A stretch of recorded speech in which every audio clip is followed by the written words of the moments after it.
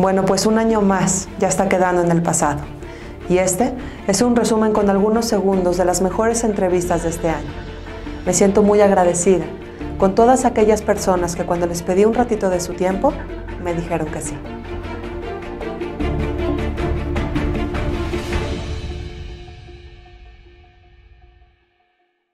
Josefina, estamos a pocos días de las elecciones para la gobernatura del Estado de México. Y ante eso los mexiquenses nos llenamos de promesas.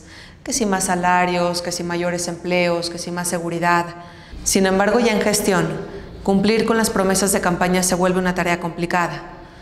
¿Por qué tus promesas son distintas, si el México que te rodea es el mismo? Mira, Nadia, yo lo que les puedo ofrecer, particularmente a la comunidad que nos escucha, es que vean mi trayectoria de vida. Yo he sido una mujer realmente muy trabajadora, como somos las mujeres en su gran mayoría.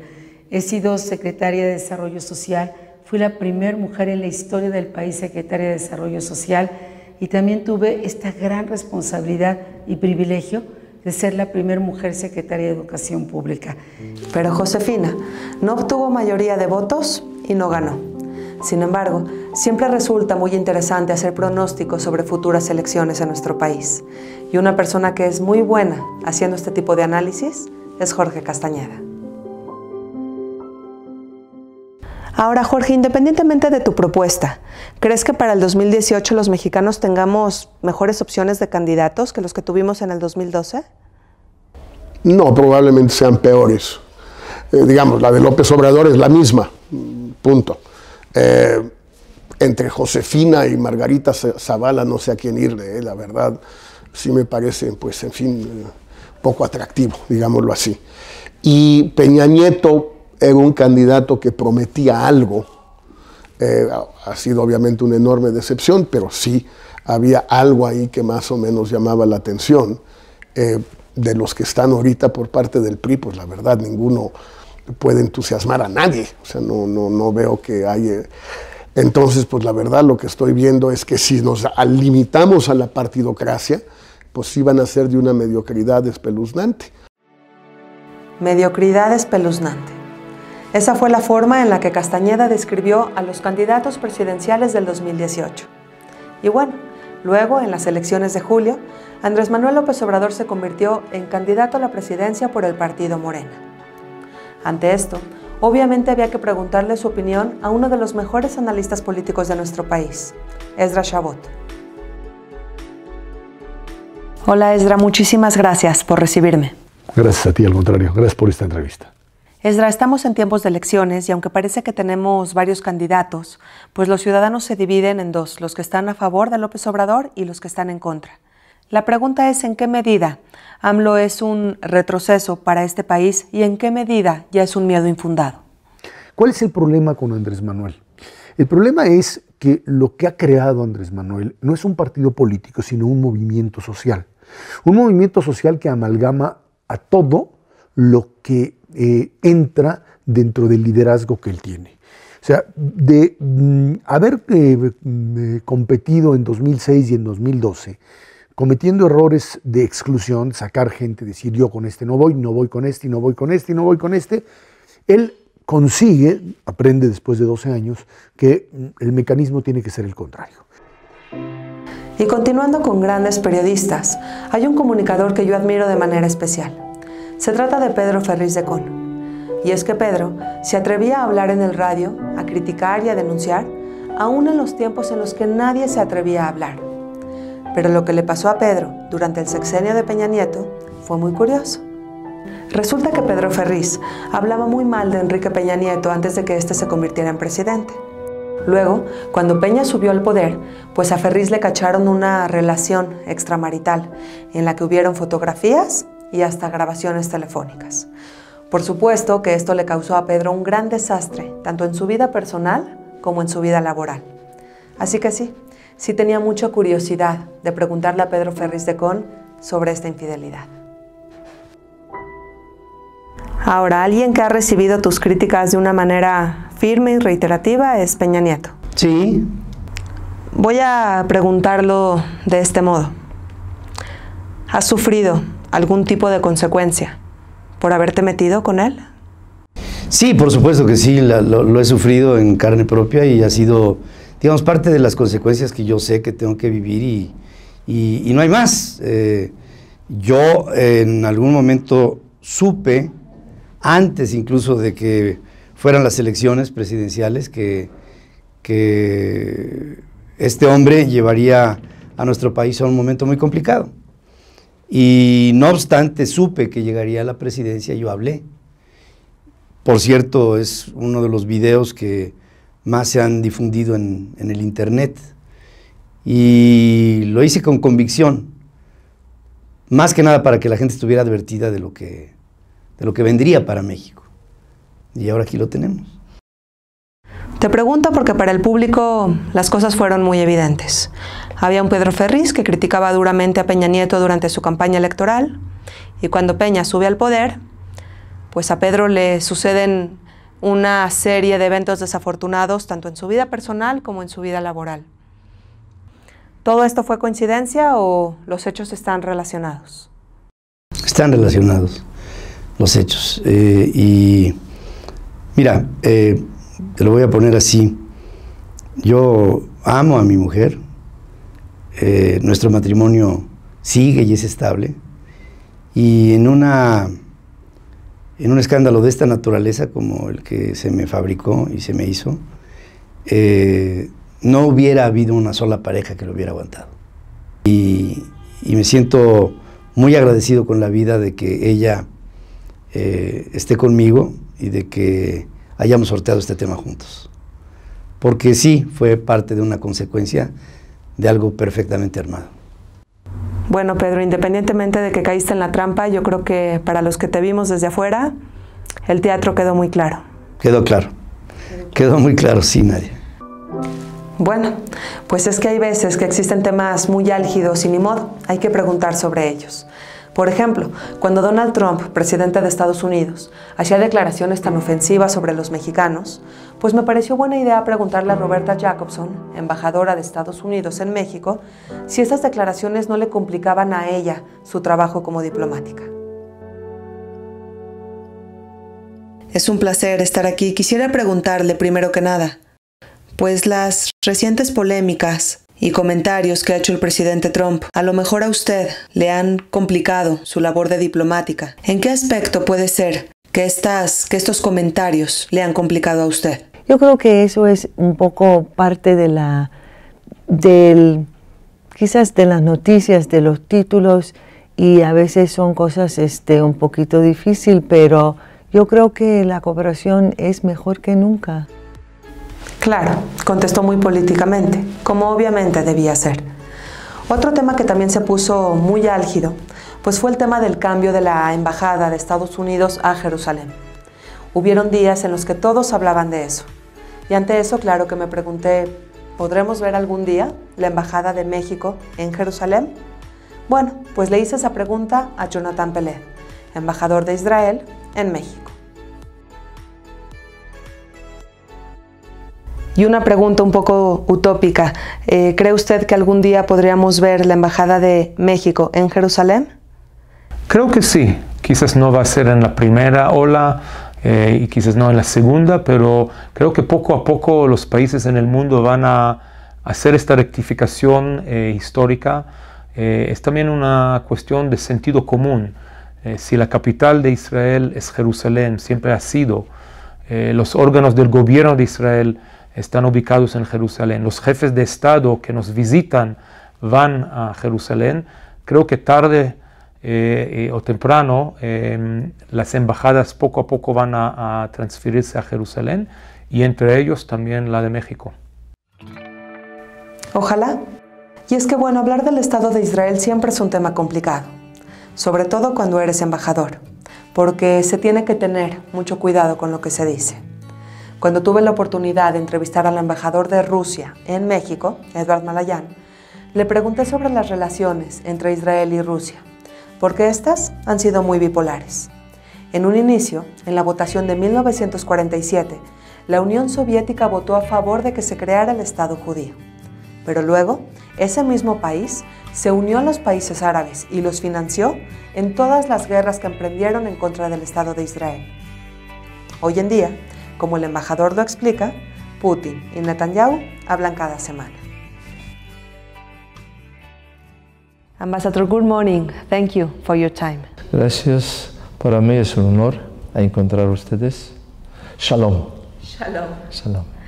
Well, the Jewish world will be celebrating soon because we are approaching the 70th anniversary of the 181 resolution in which Soviet Union voted in favor of the creation of the State of Israel.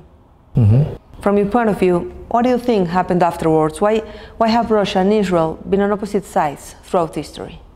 Well, this is a good historical question because, as you understand, after Second World War, then during which Russia and major countries have been allies. Unfortunately, the hopes for cohesion, for united fight for better world, etc., they didn't been fulfilled. So how would you describe the relationship between Israel and Russia today? Well, I can tell you the quality of relations can be manifested by the quantity of contacts on high level. My president speaks to Prime Minister Netanyahu almost every week. Bueno, Israel tiene buenas relaciones con Rusia, pero eso no impide que Israel siempre esté en el ojo del huracán. Y es que el conflicto entre israelíes y palestinos es un tema muy continuo y muy controversial. Respecto a este tema, hubo alguien demasiado importante al que tuve la oportunidad de entrevistar. Su nombre es Benny Gantz, y fue nada más y nada menos que el jefe de las fuerzas de defensa israelíes. Gantz ha sido mano derecha del primer ministro de Israel, Benjamín Netanyahu, por muchos años, y su experiencia provoca que su opinión simplemente valga la pena.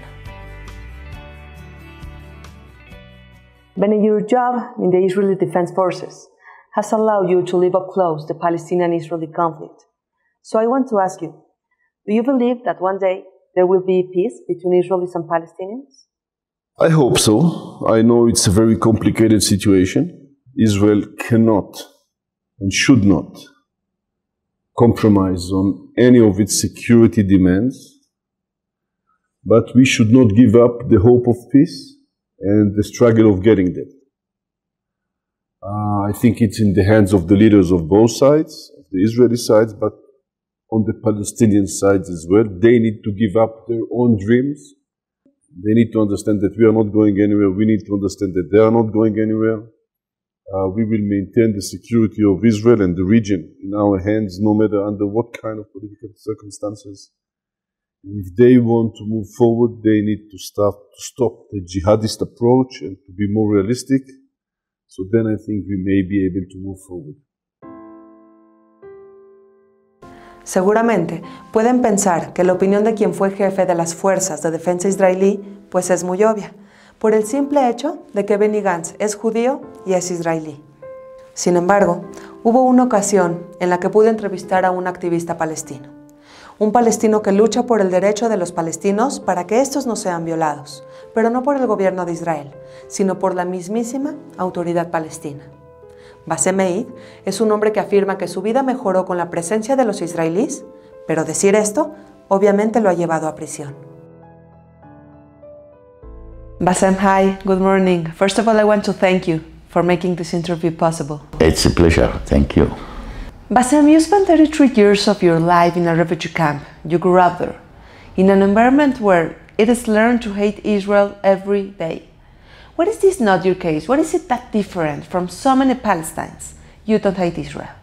See, I think that the period where I developed and grown up in the refugee camp, probably it was a little bit different than the current situation. I think that, as I remember, my family daily life has been much improved after the Israeli occupation. I remember under the Jordanian period, we used to have no electricity, we used to have no water, we used to have no TV, we used to have no house, we used to live under a kind of a tent. But after the Israelis occupied the 67 territories, I think that that's opened a huge opportunities. Cuando un defensor de Israel no es judío, como es el caso de Bassem Meid, sus palabras cobran mucho más valor. Lo mismo sucede con Richard Kemp. Richard es un coronel británico con una impecable carrera militar. Ha estado al frente del ejército de Inglaterra en muchos conflictos. Y él, aunque no es judío ni tampoco israelí, ha defendido la postura de Israel en distintos medios de comunicación. Colonel, I know you have worked in the British Army for more than 30 years, but you have also collaborated with the Israel Defense Forces. What is your opinion about the security conflict that Israel has to face every day? I think something that people don't really understand if you don't live in Israel or visit Israel frequently is that Israel is almost in a constant state of siege. They've got enemies on every side with the exception of the Mediterranean Sea. They're facing threats coming from far away threats coming from countries like Iran. They've got close threats from the territories of Gaza and the West Bank or Judea and Samaria, from across the border in Syria and from Lebanon in the north and in the south from Sinai. So in every direction they face threats. Así es, hay enemigos por todas partes, pero el pequeño Estado judío no está solo. Tiene guerreros que lo defienden de un modo o de otro. Por ejemplo, están los soldados que se basan en el esclarecimiento y que defienden continuamente al Estado de Israel con su voz. Una voz que es muy valiosa porque en muchas ocasiones tienen un micrófono enfrente. Ese es el caso de escritores y de periodistas de la talla de Pilar Rahola, Gustavo Perednik o Gabriel Ventasgal. Pilar, eres una gran amiga no solo del pueblo judío, sino del Estado de Israel. Sin embargo, estas pues no son banderas fáciles de cargar, sobre todo siendo una escritora europea. Así que lo que quiero preguntarte hoy es ¿por qué? ¿Por qué defender al Estado de Israel en medios de comunicación y con esto ganarte pues las críticas de tanta gente? ¿Cómo no va a ser mi causa, la causa judía, cuando fuimos los iniciadores, primero de la expulsión y por supuesto del odio, un odio de 2000 años de historia que acabó en Auschwitz? Todos los europeos somos cómplices de haber trabajado el odio durante siglos hacia un pueblo que nos dio tanto. Por otro lado, porque yo siempre me gusta comentar que Europa no se explica sin la aportación judía, sin su alma judía, pero tampoco se explica sin su odio a los judíos. Eres un gran defensor del Estado de Israel, así que nadie mejor que tú para contestar esto. ¿Qué le respondes a las personas que dicen que Cisjordania y Franja de Gaza son un gran gueto? A mí me parece que la mayor parte de la población mundial desearía vivir en un gueto así, en donde tienen todo el confort, todas las libertades. La población palestina es la crème de la crème del mundo árabe. Los palestinos, sobre todo los que viven en Israel, son jueces, diplomáticos, periodistas, se expresan con total libertad. ¿Que en el Yemen, en Sudán, los árabes viven mejor? Eso es ridículo poner a la población palestina como si fuera la población más desesperada del planeta Tierra. Yo si fuera haitiano o africano estaría profundamente ofendido. Yo entiendo que puede ser políticamente incorrecto. Yo me especializo en tema de terrorismo, ¿está bien? Y pues sabes quiénes son los Kohanim, de los israelíes. El 95% de los atentados terroristas en el mundo en este momento están siendo ejecutados por musulmanes. Por lo tanto, nosotros no ayudamos a los moderados. Hola Gabriel, primero que nada muchísimas gracias por esta entrevista. Un placer. Pues bueno, vayamos a la primera pregunta. En muchas ocasiones has dicho que las organizaciones terroristas de la actualidad, que roban y matan, pues no hacen otra cosa más que seguir el mismo ejemplo de los actos de Mahoma cuando éste vivía. ¿No te da miedo hacer este tipo de declaraciones? Creo que poco a poco los medios de comunicación y las personas en los países, especialmente europeos, se van dando cuenta que el argumento es real. Y bueno, Israel se mantendrá siempre en la mira. Mientras tanto, Israel y México siguen construyendo lazos. Y alguien que se ha encargado de crear estos lazos entre estos dos países es el diputado Carlos Iriarte, dirigiendo desde la Cámara de Diputados el Grupo de Amistad México-Israel. Hola Carlos, primero que nada muchas gracias por tu tiempo. Muchas gracias a ustedes, gracias. Bueno Carlos, eres el presidente del Grupo Parlamentario de Amistad entre México e Israel. ¿En qué consiste este grupo y cómo llegaste ahí? El Grupo de Amistad es cómo fortalecer los vínculos de relación entre Israel y México, y particularmente a través de la Cámara de Diputados. ¿Por qué? Porque la Cámara de Diputados es el resumen de la representación política, social de todo el país. Y tengo entendido que tú te postulaste para esta labor. ¿Por qué surge esta motivación? Sí, yo solicité el encabezar o el presidir el Grupo de México-Israel, dada mi relación personal con la comunidad, ya sea en el aspecto personal y en el aspecto profesional. Como alcalde, exalcalde de Huixquilucan y como exdiputado local también de la misma región en donde se asienta, yo creo que más del 50% de la comunidad judía en nuestro país. Vale la pena seguir trabajando, no solo por crear lazos entre Israel y México, sino por lograr una comunidad judía unida, respetada y querida. Porque hay algo que quiero decir. Cuando en entrevista alguien me hace algún comentario positivo sobre la comunidad judía de México o sobre el Estado de Israel, yo siento un profundo orgullo. Así como sucedió con Carlos Slim Domit, o con Jordi Rosado, o con el presidente municipal de Acapulco, o con Enrique Vargas, el presidente municipal de Huixquilucan.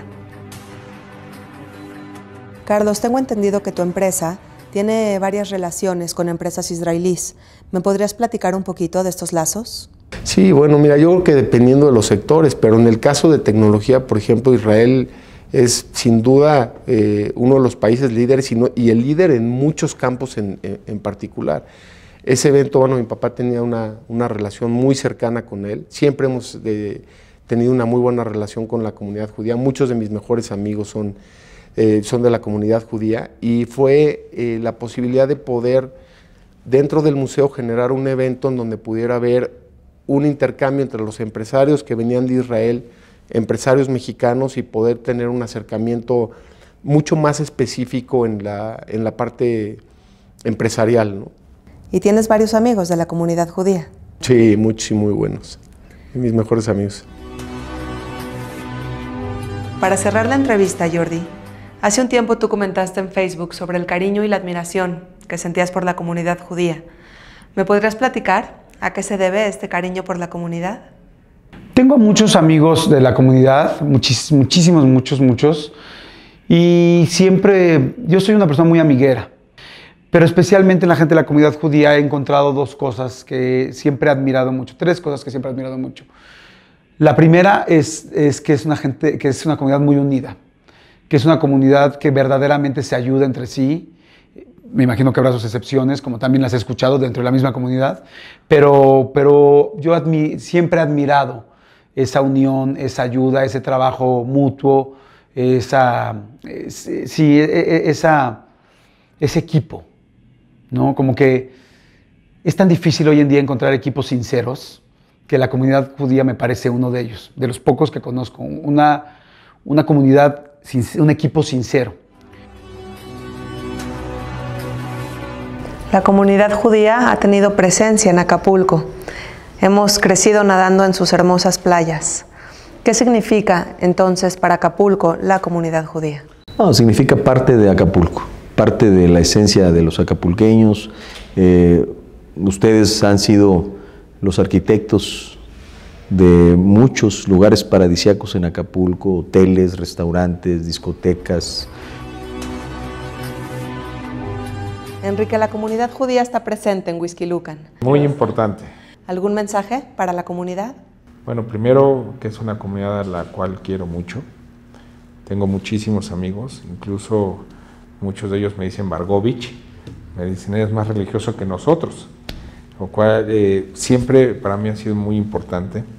En mi familia, en las empresas siempre hemos hecho negocio con la comunidad judía y sé la importancia que tiene la comunidad judía en México y en el municipio de Huixquilucan. Fuimos el año pasado a Xcol, hay un bulevar que se llama Huixquilucan en Medio Oriente para enlazar las comunidades. Y yo les tengo un profundo cariño y que sepan que estamos trabajando muy fuerte por la comunidad judía aquí en Huixquilucan. Así que el trabajo continúa. Como comunidad judeo-mexicana, tenemos el reto de mantenernos unidos, activos y organizados, para así poder seguir colaborando como mexicanos que somos con este gran país que nos ha dado tanto. Para mí, es un orgullo ser mexicana y tratar siempre de hacer un enlace judío.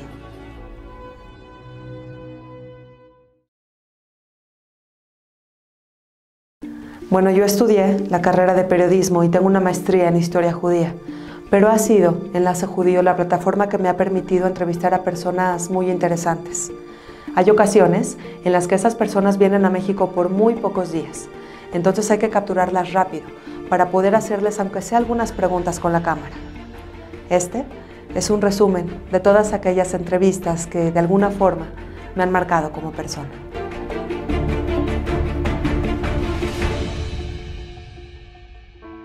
En tiempos del Holocausto, Ángel Sanz Briz era el embajador de España en Hungría. Cuando Ángel empezó a ver que los judíos estaban siendo deportados, pidió ayuda a su país, España, pero obviamente no obtuvo ninguna respuesta. Así que decidió empezar a tratar de salvar judíos por su cuenta propia. Lo que hizo fue rentar departamentos para guardar a judíos y así poder salvarles la vida. La cantidad de judíos que salvaron sus vidas gracias a este diplomático español asciende a 5,000. Así que invitado por Yad Vashem México, Juan Carlos, hijo del Ángel de Budapest, visitó nuestro país. Hola Juan Carlos, muchas gracias por tu tiempo. Muchas gracias a vosotros. Juan Carlos dice una frase, que si quieres conocer a alguien, dale un poco de poder. Tu padre tuvo un poco de poder en tiempo de caos y sacó lo mejor de sí. ¿Cómo pudo llegar a rescatar más de 5,000 vidas? ¿Cómo fue el proceso? ¿Cómo puede ser que el número llegó a ser tan alto? Pues mira, lo primero que hizo fue actuar conforme a su conciencia. Él se rebeló cuando vio todo lo que estaba pasando con la comunidad judía en Budapest y decidió, incluso jugándose la vida y su carrera diplomática, hacer los máximos esfuerzos posibles para salvar al mayor número posible de judíos. Ángel fue reconocido como un justo entre las naciones. Desafortunadamente falleció en 1980. Y es que así, poco a poco, se nos están yendo, tanto los justos entre las naciones como los sobrevivientes del Holocausto. Y también, quien se está yendo, son los exoficiales nazis. Por eso Efraim Surov, director del Centro Simón Wiesenthal, es conocido como el último cazanazis de la historia. Y a él le pregunté si todavía es factible hoy en día, capturar exoficiales nazis para llevarlos a juicio. Ephraim, more than 70 years have gone by since many Nazis fled to hide in different corners of the planet. Is it possible to capture Nazi officers nowadays? And in the case that it is still possible, is the process to bring them to justice easy? Okay, first of all, it's still possible. Primarily because Germany changed its prosecution policy about 10 years ago and made it much easier to successfully convict Nazi war criminals. Pero independientemente de buscar y capturar exoficiales nazis, el Centro Simón Wiesenthal tiene nuevas tareas hoy en día. Y Ariel Gelblum, representante de este centro, me comentó cuáles son algunos de estos objetivos. Iniciamos por una pregunta básica. ¿A qué se dedica el Centro Simón Wiesenthal hoy en día, que la mayor parte de los oficiales nazis ya murieron?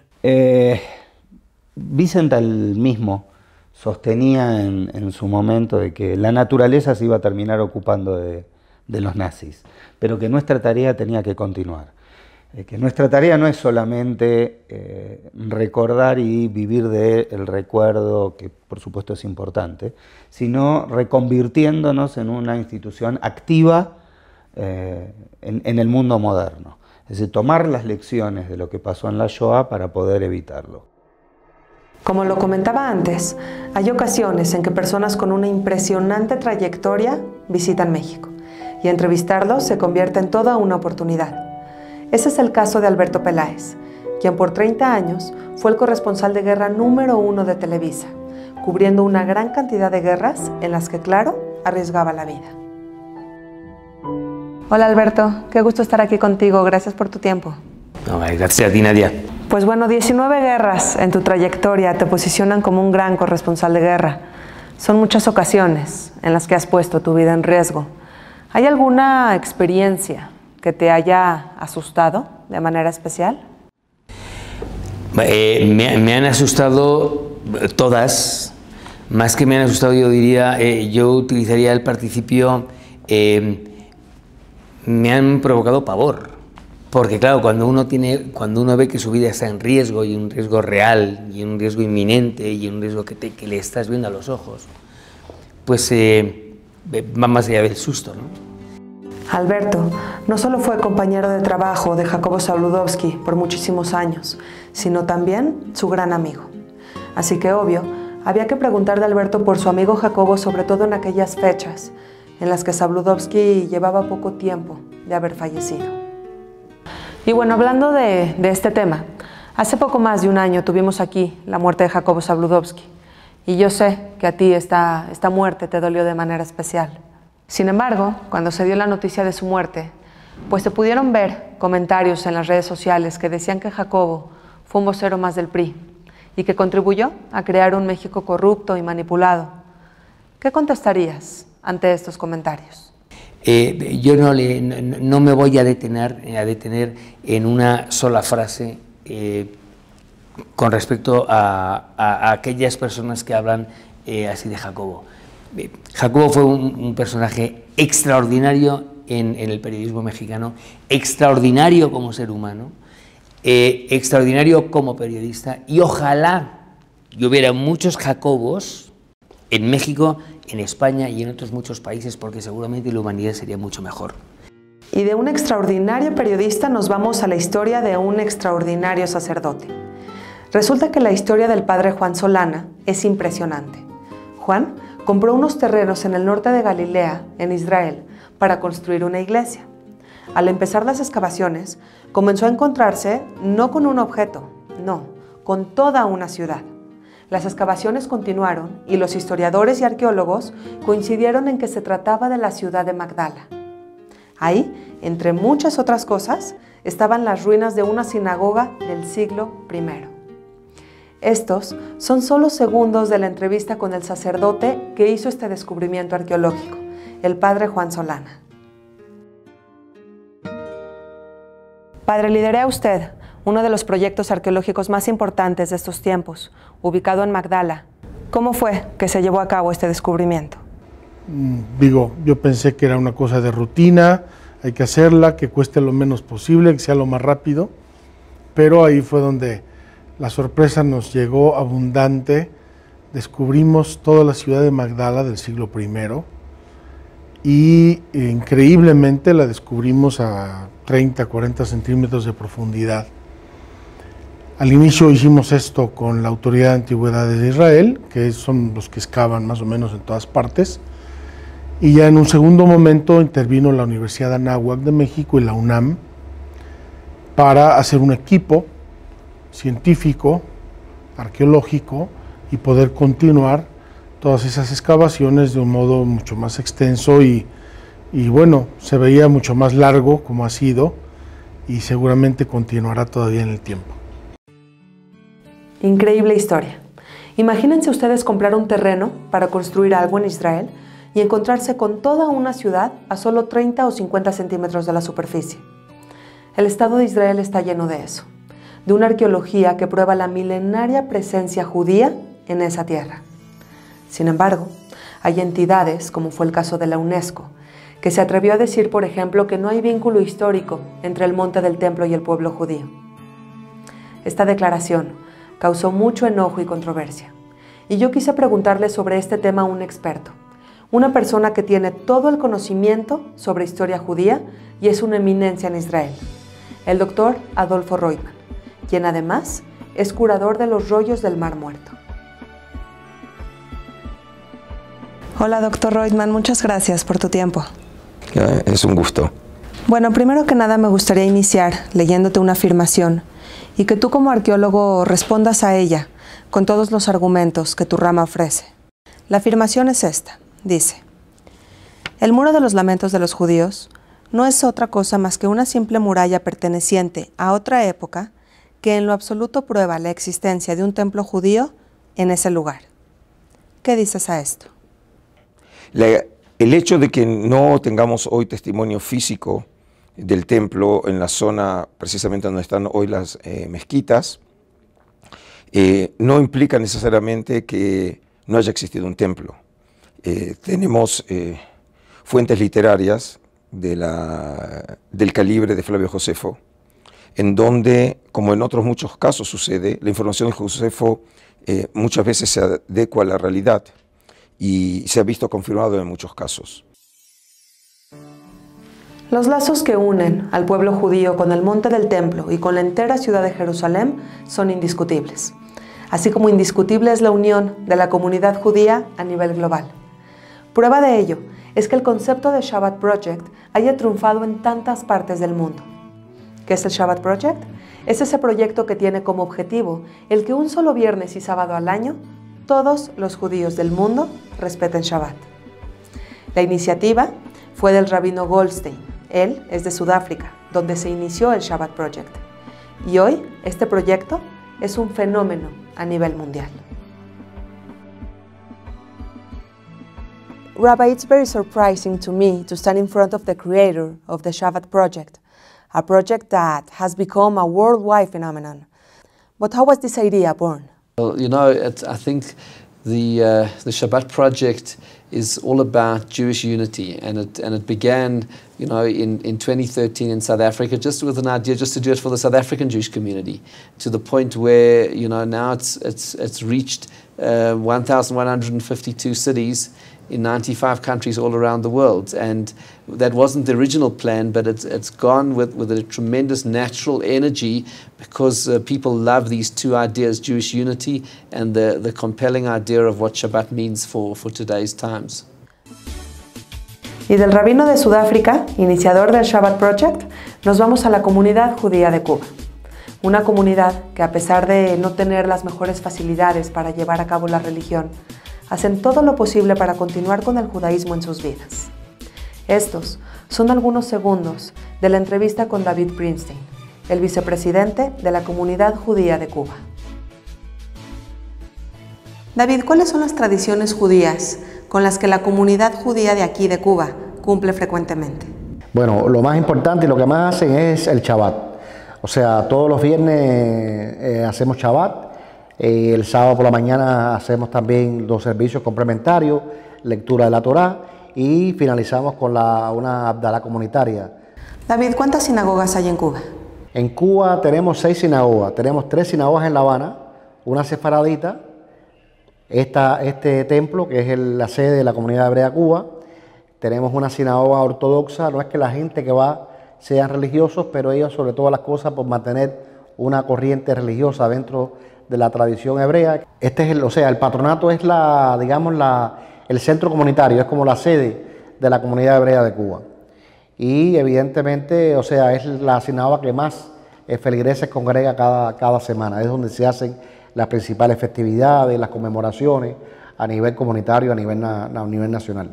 ¿Y cuántas personas se pueden encontrar aquí en este templo en un Shabbat, por ejemplo? En un Shabbat 70, 80, 90 personas semanalmente. A veces un poco más.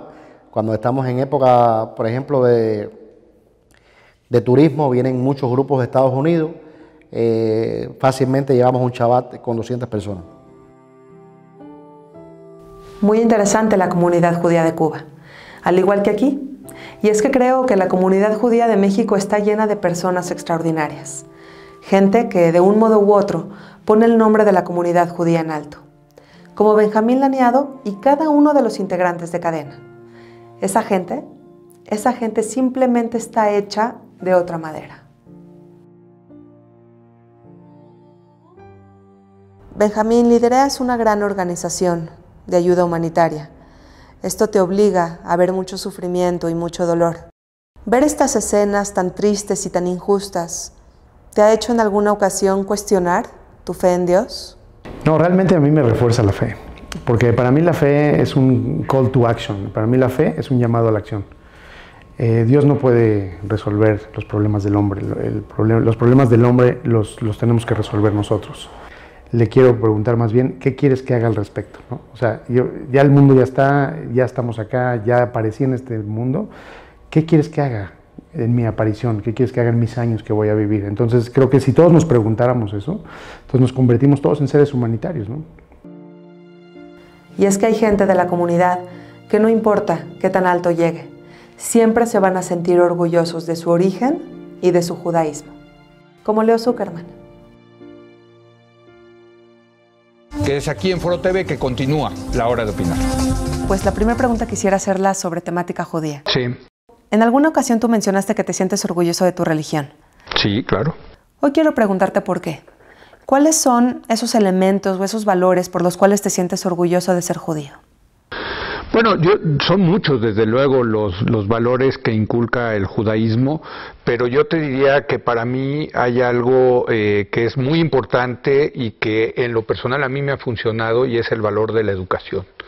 Yo creo que la religión judía es una religión que le da mucho valor al tema de educarse, al tema de leer, al tema de discutir, al tema de debatir, al tema de desarrollar el intelecto, ¿no? Y en ese sentido, yo soy lo que soy por esa educación judía que recibí durante tanto tiempo, donde el valor, uno de los valores centrales, fuera la gente religiosa o no religiosa, fueran judíos más seculares o más religiosos, pues siempre estaba presente el tema de la educación como un valor importante en la vida. Sin duda. Sin duda, el valor de la educación es un tema sumamente importante tanto en la comunidad judía como en el judaísmo. Y hay veces que la identidad se combina con grandes proyectos. Y ese es el caso de Marcos Salame, presidente del Consejo de Bosque Real. Marcos está al frente de la inmensidad de proyecto que es Bosque Real y se propuso construir una sinagoga y una iglesia juntas. Si esto se concluye, sería la primera vez en México que podríamos ver dos construcciones religiosas tan unidas, en símbolo claro de una sólida amistad. Pues bueno, Marcos, una iglesia y una sinagoga construidas en el mismo lugar es algo que no se ha visto en la historia de nuestro país. ¿Cómo surge esta idea? Desde que se funda Bosque Real, en el año 2000, desde el proyecto, estaba la idea de hacer una plaza ecuménica. La idea era hacerla donde está la iglesia o la catedral del finado arzobispo Chedraui, que es de la iglesia cristiana ortodoxa. Ahí estaba planeada una iglesia católica y obviamente un templo judío. Y cuando nosotros compramos Bosque Real, en ese momento decidimos que teníamos que hacerlo en otro lugar y planeamos hacer la iglesia católica y la centro comunitario de Monte Sinaí dentro de estos terrenos. Y es la primera vez que va a haber una iglesia católica y un centro comunitario judío en el mismo lugar, a excepción de Jerusalén, desde luego. Un proyecto sin precedentes. Y es que hay veces que el talento de gente de la comunidad llega muy lejos, como es el caso de Gary Alasraqui, que su película de Nosotros los Nobles llegó a ser una de las más taquilleras en la historia de nuestro país. Después, con la serie Club de Cuervos, Gary experimentó lo que es colocar su trabajo en Netflix y así trabajar sin censura. ¿Te emociona no tener censura en Netflix? Me encanta, es un lugar, en el cine tienes que tener un cierto cuidado por la colectividad del público que va a ir a ver lo que haces. En Netflix sale lo oscuro, ya sabes, y me encantó. ¿Para qué utilizas tú esa ilimitación de censura? Otro gran director de cine que pertenece a la comunidad judía es Michel Franco. Michel ha recibido premios en Venecia, en Berlín. ¿Vieron la película Después de Lucía? Una película muy, muy fuerte. Michel ha llevado a la pantalla temas muy difíciles de ver. La pobreza, el bullying, la enfermedad. ¿Por qué está constante en tus películas? Me gusta explorar temas que me preocupan y que son relevantes socialmente para el país y también son universales, porque creo que el cine es un medio que además de entretener puede ayudarnos a comprender mejor quiénes somos como individuos, como sociedad. Si el tema no es lo suficientemente rico, no vale la pena hacer una película. Michel fue premiado en Cannes como mejor guionista por la película Chronic Y ya que estamos hablando de premios internacionales, tengo que mencionar al arquitecto Benjamín Romano, quien ganó un premio por la construcción del edificio más inteligente del mundo. Por eso, una de las preguntas que más me importaba hacerle a Benjamín es si a estas alturas de la trayectoria todavía sigue aprendiendo. Hoy, a tantos años de trayectoria, ¿sigues aprendiendo? Ay, todos los días. Todos los días. No sé si sabes que doy clases. Y muchos me preguntan que por qué doy clases, que por qué pierdo mi tiempo. Podría estar haciendo más edificios. Y estoy convencido que lo que más me gusta de dar clases, además de la interacción con los jóvenes, que me fascina, estos millennials tienen unas ideas dignos de envidia, pero lo que más me gusta de la academia es que me obliga a estar al día. Una de las razones principales del por qué me siento profundamente orgullosa de nuestra comunidad es por la impresionante cantidad de comités y organizaciones altruistas que existen entre nosotros. Por ejemplo, respecto a los terremotos de septiembre del 2017, el señor Alfredo Achar, como presidente honorario de Proviva, organizó el donativo junto con el Gobierno de México de 4,000 casas. 4,000 casas para los damnificados. Impresionante, ¿no? ¿El número de casas construidas serán en base a lo recaudado? ¿O el proyecto ya está determinado independiente a la cantidad de dinero que se logre juntar? El proyecto está ya enfocado a hacer las 4,000 casas y ahí estaremos empleando los recursos que vengan de la comunidad más los que vengan de otras instituciones que han acercado a nosotros para aportar también sus donativos. Entonces va a ser una combinación. Y pasamos del altruismo a gente de nuestra comunidad que ha entrado al mundo de la moda, como Tania Moss, que convirtió su nombre en una reconocida marca de joyería en nuestro país. Ricardo Cobalín es cofundador de la marca Pineda Cobalín, que lleva el estilo mexicano a pasarelas internacionales. Y hasta tenemos a Eddie Small, que está al frente de tiendas como Sears o Saks Fifth Avenue, y que es nada más y nada menos que el gurú de la moda.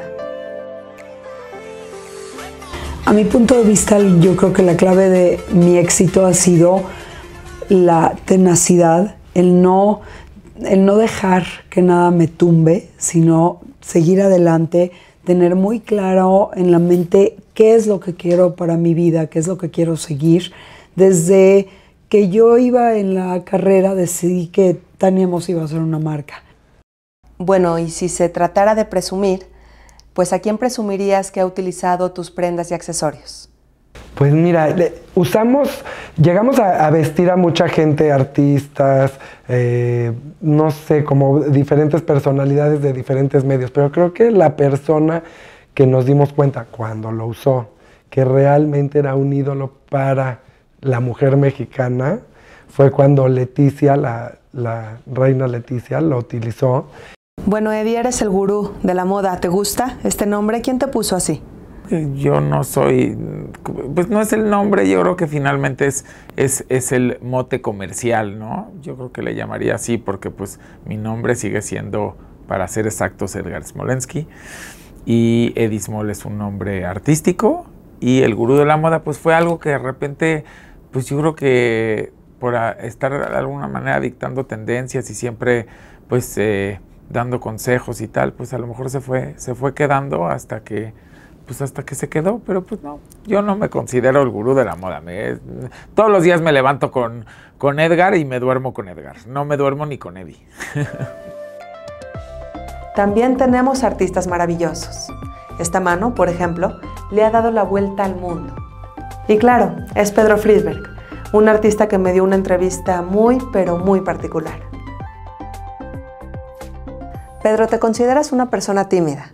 Sin embargo, tus obras pues tienen una personalidad muy extrovertida. ¿Será que a través de ella expresas lo que en persona no te atreves a decir? Es muy posible, es una teoría muy interesante que nunca había yo escuchado. Yo creo que quiero expresar lo ridículo y lo absurdo de este mundo. ¿Es muy ridículo el mundo? Es perfectamente surrealista y ridículo, y absurdo, y sin ningún sentido. Sin sentido. Ok, el mundo no tiene sentido, pero la vida, ¿sí lo tendrá? Pues no lo sabemos. Absurdo y sin sentido. Así define el mundo Pedro Friedberg. Pero bueno, otro gran artista judeo-mexicano es Leonardo Nierman. Ir a su casa fue toda una experiencia. Sus obras estaban por todas partes. Y Leonardo, a su avanzada edad, me contó sobre la emoción que le dio vender sus obras por primera vez. Y es que sus primeros cuadros los vendió en la impresionante cantidad de 20 pesos. Y después noté yo que amistades que venían a la casa de mi padre, las miraban y las miraban y decían que les gustaba. Pero algunos empezaron a preguntarme que si no les vendía yo este y este. Y me entusiasmó la idea, porque en aquella época mis ingresos eran francamente aterradores. Me decía el cliente, ¿en cuánto me lo vas a dar? No sé cuánto valen. Bueno, yo te doy 20 pesos. Impresionante la historia de Leonardo Nierman, uno de los artistas más reconocidos de México. Pero bueno, más allá de los títulos y los premios, están también los seres humanos. Gente que tiene una historia extraordinaria, como Leila, que a sus 33 años fue diagnosticada con leucemia. ¿Y qué te sucedió a ti?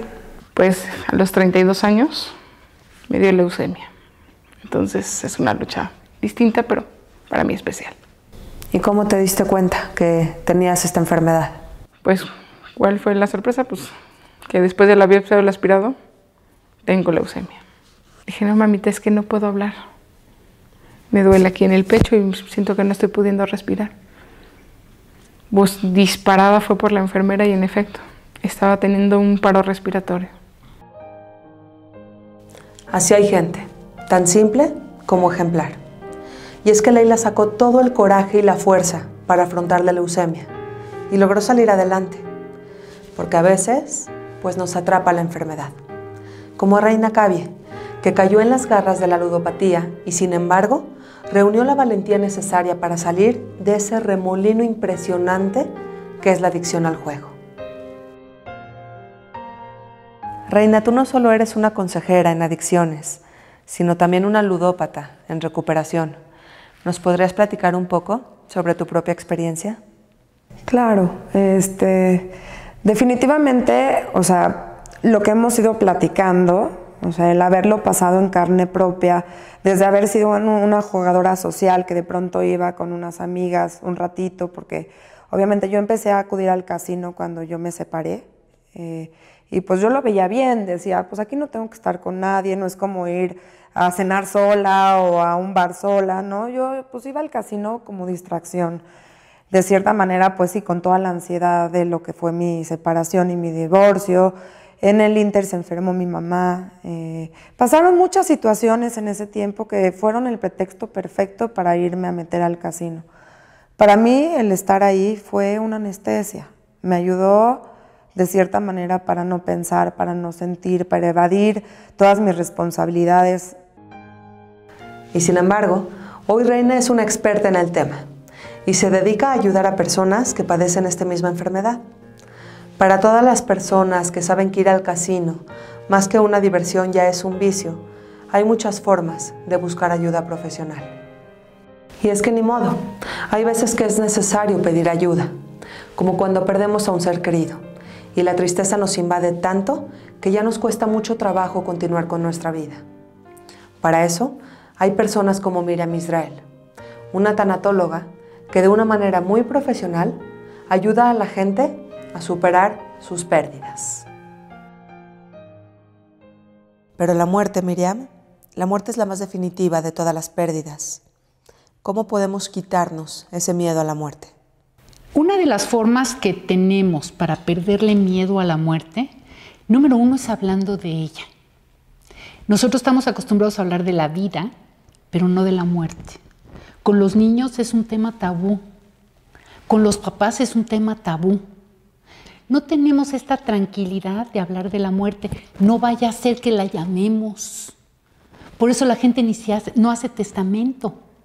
Porque dice, no, si yo hago testamento no vaya a ser que vaya yo a llamar a la muerte. Y le tenemos mucho miedo. Los mexicanos decimos que nos burlamos de la muerte y tenemos... No, no es miedo, es pavor. Y una persona que ha trabajado muy cerca del tema de la muerte es el señor Marcos Penjos, porque él, durante 40 años, se ha encargado de darle un entierro digno y en base a las leyes del judaísmo a todas las personas que han fallecido dentro de la comunidad Montesinay. Hoy, que el tiempo ha pasado y la salud del señor Marcos ya no es la mejor, pues la nostalgia nos invade, tanto a él como a todas las personas que hemos visto su vocación por tantos años. No he ido a 6, 7 entierros, no he podido, me he sentido muy mal, pero ya me he mejorado, ya estoy mejorado, ya camino, ya me abrazo del señor enfermero, me abrazo de él y puedo caminar y ya puedo salir. Y ayer fui al doctor y me dijo que me vi muy bien. Y hoy me hicieron mi terapia y me dijeron que estoy avanzando. Ya quiero salir de esta para poder estar en la Jebra. Nada más para eso, no me interesa otra cosa. Para estar con la gente. Claro que hay entrevistas que tocan el corazón. Y bueno, como es bien sabido, en nuestra comunidad hay grandes médicos. Médicos que además de tener impecables trayectorias, lo más admirable es que tienen una gran calidad humana. Aquí solo hay algunos de ellos. Quedan muchísimos por entrevistar. Quisiera preguntarle, usted lleva años, entre muchas otras cosas, atendiendo partos. ¿Tiene algún conteo o algún número aproximado de cuántos bebés ha ayudado a traer al mundo?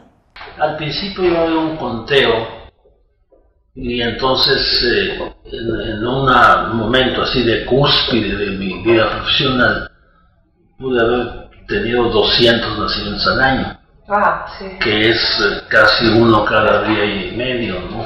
Y luego viene la siguiente etapa, un periodo lleno de gripas, reflujos, pequeños accidentes, y eso se traduce en que tu teléfono no para de sonar, incluso claro a deshoras. Así es. Bernardo, ¿cómo le has hecho toda la vida para atender tantas llamadas sin que éstas afecten tu vida personal? Tengo una cosa muy importante.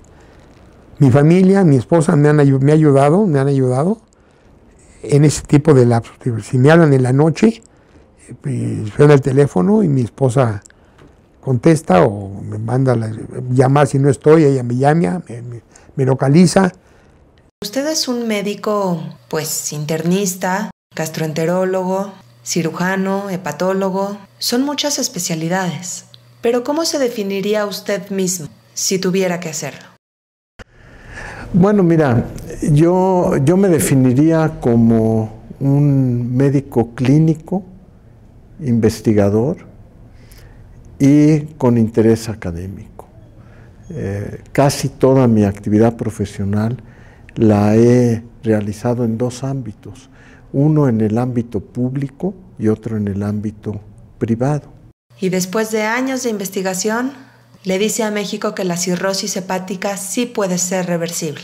Pero bueno, tu sensibilidad te ha llevado a inclinarte por una cirugía en particular que es el padecimiento de labio y paladar hendido. ¿Cómo explicas tu empatía por este padecimiento? Desde 1980, cuando yo hice mi entrenamiento en cirugía plástica, empezamos a incursionar en pacientes que tenían labio y paladar hendido. Las primeras ocasiones no encontraba la cuadratura del círculo porque es complejo. La sola impresión de ver a alguien que tiene una fisura y la manera de resolverlo quedaban muy distantes a mi entendimiento. Cualquiera podría pensar que en el consultorio de un ortopedista se ven escenarios que están muy lejos de poner en riesgo la vida. Sin embargo, a veces puede no ser así. Quisiera preguntarte cuál es el diagnóstico más serio que puede encontrarse en temas de ortopedia. Bueno, definitivamente nosotros estamos, sí, con relativa frecuencia, estamos peleando la vida de un paciente, principalmente en accidentes, pero eso no se ve en consultorio, eso se ve en un servicio de urgencias. Yo trabajé mucho tiempo en un servicio de urgencias del Seguro Social y todos los días veíamos ahí pasando a la huesuda que entraba y salía y que nos peleábamos con ella. Pepe, una pregunta un poquito filosófica.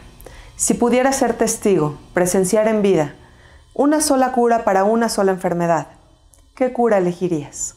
Si pudiera decirte una, pues por frecuencia tal vez, pues poder llegar a curar la diabetes, por frecuencia tal vez la hipertensión arterial, por frecuencia tal vez algunas neoplasias del sistema nervioso central, del páncreas, etcétera, etcétera. Pepe, un tema que quieres inculcar en tus pacientes es el tema de la prevención. Pero a veces la gente se encuentra pues con un sinfín de análisis de laboratorio y no saben por dónde empezar. La pregunta es, ¿qué debe de incluir el check-up anual de una persona? Mira, yo creo que los check-ups deben ser personalizados en función a los factores de riesgo que puede tener el paciente. Marcos, vives pegado al celular. ¿Te habías dado cuenta de eso? Eso sí, realmente me la vivo pegado en el teléfono, contestando muchas llamadas, a veces dando la consulta por teléfono, que muchos critican, y a veces pues dando un apoyo a la gente que en un momento dado no necesita nada, y me habla, oye, quiero que me des un consejo para ver qué puedo hacer a lo largo de esto. Como hemos podido ver, hay gente sumamente valiosa en nuestra comunidad. Gente altruista, con una impresionante vocación por ayudar, gente talentosa que gana premios a nivel mundial, o simplemente gente humana que está dispuesta a abrir su propia historia para beneficiarla de alguien más. Así que gracias, muchísimas gracias a todas las personas que me regalaron un ratito de su tiempo para poder platicar.